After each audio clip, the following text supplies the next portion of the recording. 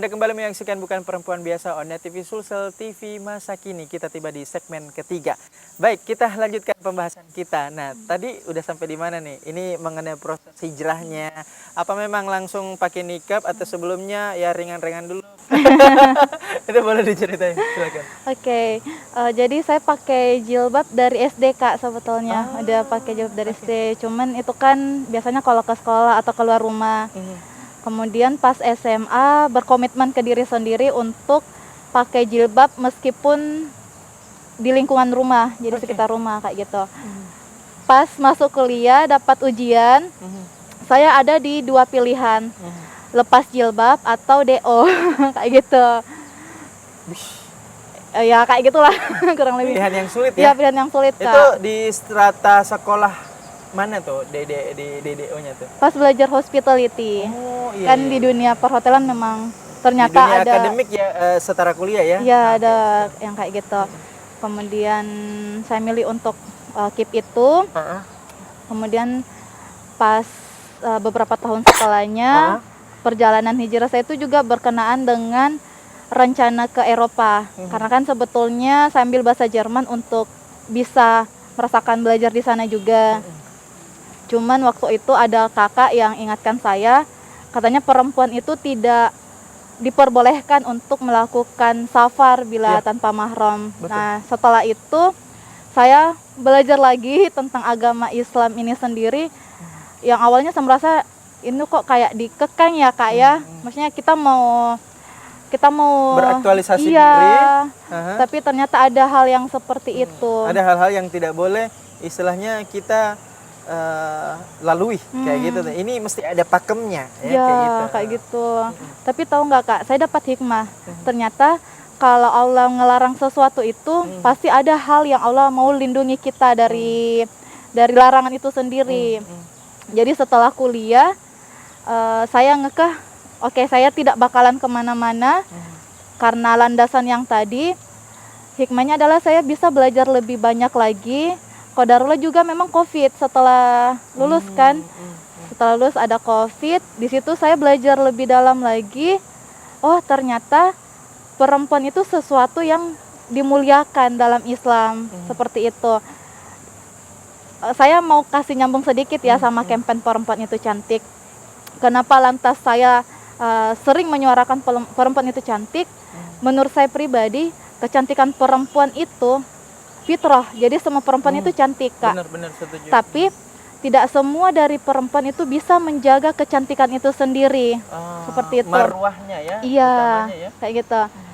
Jadi semakin belajar, saya menggabungkan campaign yang itu dengan apa yang saya pahami.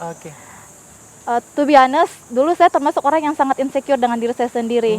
Tapi ketika saya menemukan bahwa perempuan itu, siapapun itu cantik, dan perempuan itu terjaga, nah di situ sebetulnya langkah awal saya untuk memutuskan bahwa kalau di umum, saya tidak mau menampakkan wajah saya, bukan karena alasan ABCD yang mungkin orang lain pikir apa kayak gitu. Saya hanya tidak ada niatan untuk ibaratnya kayak terlalu mengekspos diri saya. Intinya memang ini untuk menjaga marwah betul. dan memang kodratnya perempuan yang melindungi aurat. Betul. Sesuai dengan ajaran agama kita. Betul. Seperti itu, Masya Allah. Ini proses yang tidak mudah ya, karena memang setiap perempuan itu punya pilihan. Terlebih lagi ke pilihan memang yang betul-betul benar yang sudah dianjurkan oleh Allah Subhanahu Wa Taala ya, seperti itu, Masya Allah. Nah baik, kita melangkah ke pertanyaan lagi yang lain lagi nih.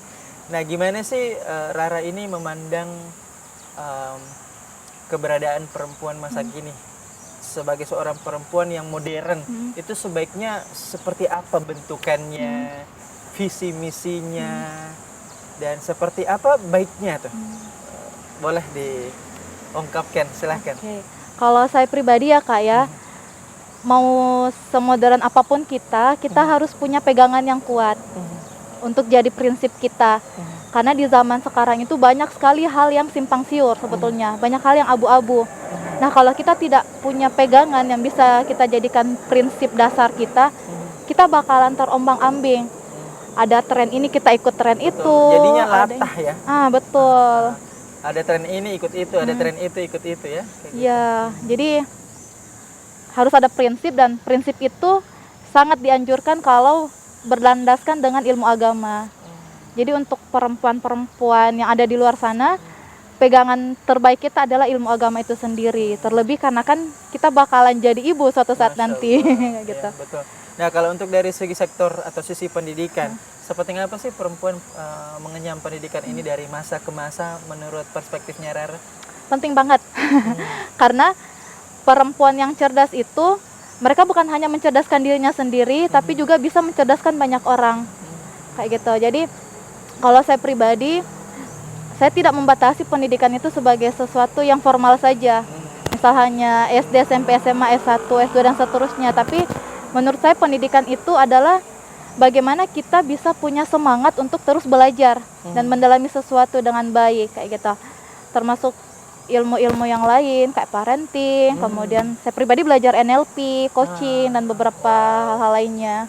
Jadi enggak membatasi diri, karena kan biasanya ada orang bilang saya tidak berpendidikan karena saya tidak lulusan S1 atau sebagainya. Merasa mengucilkan diri ya, betul. merasa tidak pantas, merasa tidak sepadan dengan orang-orang lain karena terlalu sering mungkin membandingkan diri dengan orang lain, melihat sesuatu yang lebih tinggi, padahal parameternya ini banyak ya.